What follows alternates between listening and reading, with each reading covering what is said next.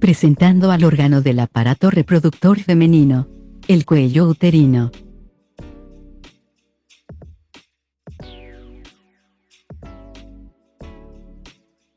Generalidades. El cuello uterino, o también conocido con el famoso nombre de cervix, es la parte fibromuscular inferior del útero. Mide unos 3 a 4 centímetros de longitud, aunque varía según la edad, número de partos y momento del ciclo menstrual. Esta apertura o hueco deja que salga la sangre del útero durante la menstruación, o periodo. También deja que entren los espermatozoides al útero y a las trompas de falopio. Este se divide en dos partes. La más cercana al cuerpo uterino se llama endocervix, cubierto por un epitelio cilíndrico glandular, productor de moco. La más cercana a la vagina es el ectocervix o exocervix, cubierta por un epitelio plano o escamoso. El cervix. En la historia no hay un descubrimiento único respecto al conocimiento del cuello uterino. Su comprensión ha sido gradual y ha involucrado a médicos, anatomistas y científicos a lo largo de los siglos, especialmente en la Edad Media con el trabajo de Vesalius. Igualmente, su importancia está en torno a su estudio en la medicina preventiva y sus exámenes, lo cual ha sido trascendental en la salud sexual y reproductiva de las mujeres a lo largo del tiempo. Durante la Edad Media y el Renacimiento, el conocimiento anatómico general presentó avances significativos gracias al trabajo de anatomistas como Andreas Vesalius, quien realizó disecciones humanas detalladas y describió la estructura de este sistema, incluido el cuello uterino. Lo anterior y más se describe en el capítulo 15 del libro quinto de la obra de Andrés Vesalio de Humani Corporis Fabrica Libri Septem, impreso en Basilea, Suiza en agosto de 1542, en el taller de Juan Oporino. Se describen, bajo el título El útero y los demás órganos femeninos de la reproducción, estructuras del aparato genital femenino.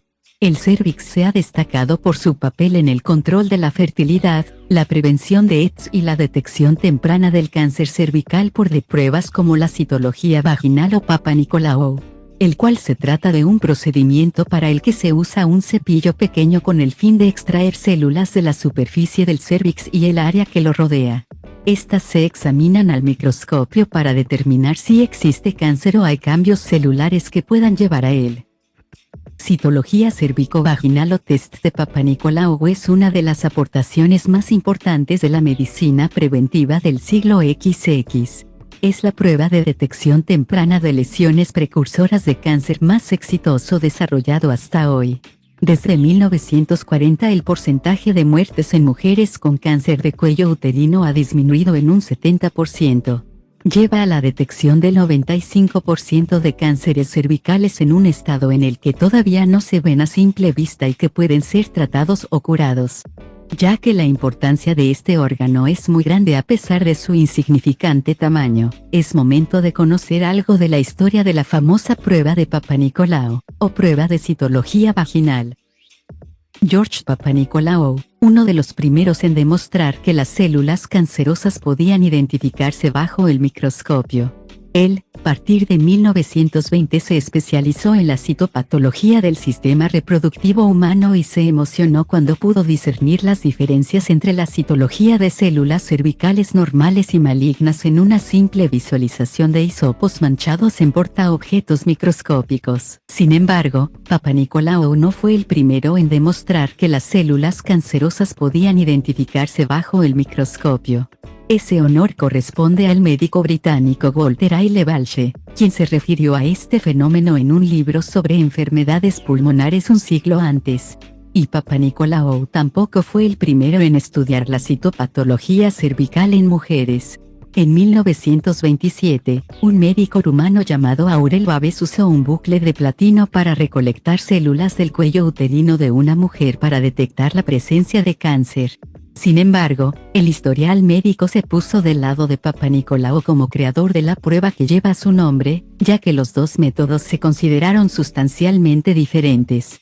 Aún así, el nombre de esta prueba en Rumanía, en homenaje a Babeș, se conoce como el método Babeș-Papanicolaou. En conclusión, la importancia del cervix en la historia de la citología cervical es innegable. Desde los primeros descubrimientos de células anormales hasta los modernos avances tecnológicos en pruebas de detección, el cervix ha sido fundamental en la protección y el cuidado de la salud femenina. ¿Qué significa cervix? Antes de profundizar en otras características de este órgano, es esencial entender su etimología y origen del término cervix. Este nos proporciona una ventana única hacia la comprensión de la anatomía y la salud de la mujer. La palabra cervix viene del latín cervix y se refiere al cuello, sobre todo a la parte de atrás. Cervix se refiere al cuello, ya sea el cuello de una persona o el cuello de un animal. Este término también se utilizaba para describir la parte estrecha y alargada de ciertos objetos, como el cuello de una botella. En el contexto de la anatomía humana, cervix se utiliza para referirse al cuello del útero. Esta parte del útero se encuentra en la parte inferior del mismo y conecta el útero con la vagina. Su forma cilíndrica y estrecha es la razón por la que se le llama cervix. El término cervix ha sido utilizado en la medicina y la anatomía desde hace siglos para describir esta parte específica del cuerpo femenino. Su uso ha perdurado a lo largo del tiempo y sigue siendo la denominación comúnmente aceptada en la actualidad. El cuello uterino tiene una forma cónica o cilíndrica con una abertura central llamada orificio cervical externo, OCE. Esta abertura puede variar en tamaño y forma, dependiendo de varios factores, como el estado hormonal y fisiológico de la mujer. Externamente, el cervix puede presentar pliegues longitudinales llamados columnas o arcos, que pueden ser visibles durante exámenes ginecológicos. La longitud del cuello uterino puede variar dependiendo de la paridad de la mujer, si ha dado a luz o no, y otros factores como la fase del ciclo menstrual o el embarazo. En mujeres que no han dado a luz, tiene una longitud promedio de 2.5 centímetros durante el embarazo.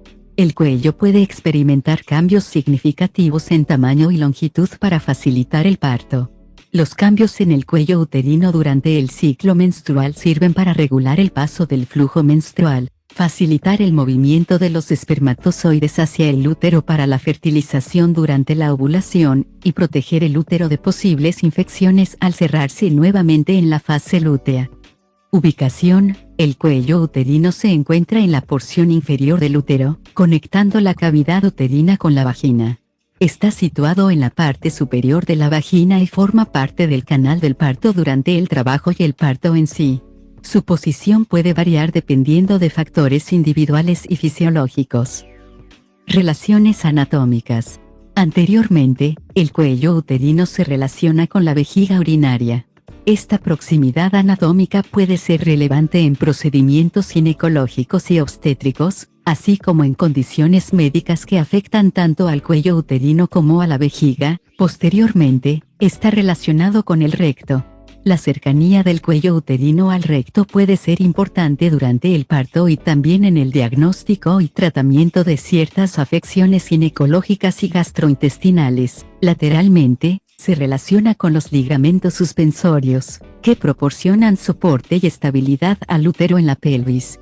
Estos ligamentos son cruciales para mantener la posición adecuada del útero y pueden ser relevantes en cirugías ginecológicas. Inferiormente, el cuello uterino se encuentra en contacto con la porción superior de la vagina. Durante el acto sexual, el cervix puede actuar como una barrera que protege la entrada del útero y puede influir en la experiencia sexual de la mujer. Las alturas del cuello uterino se refieren a su posición dentro de la vagina en relación con la entrada vaginal. 1. Alta, significa que el cuello uterino está ubicado más adentro de la vagina y puede ser difícil de alcanzar con los dedos. 2. Media, indica que el cuello uterino está a una distancia moderada dentro de la vagina y generalmente se puede sentir con facilidad. 3. Baja, el cuello uterino está más cerca de la entrada vaginal y se puede alcanzar fácilmente con los dedos.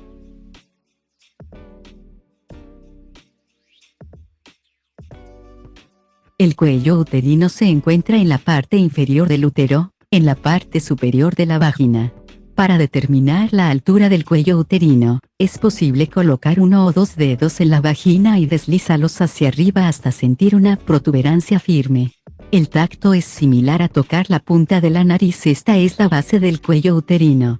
La distancia desde esta base hasta la entrada de la vagina sirve para tener una idea de su altura.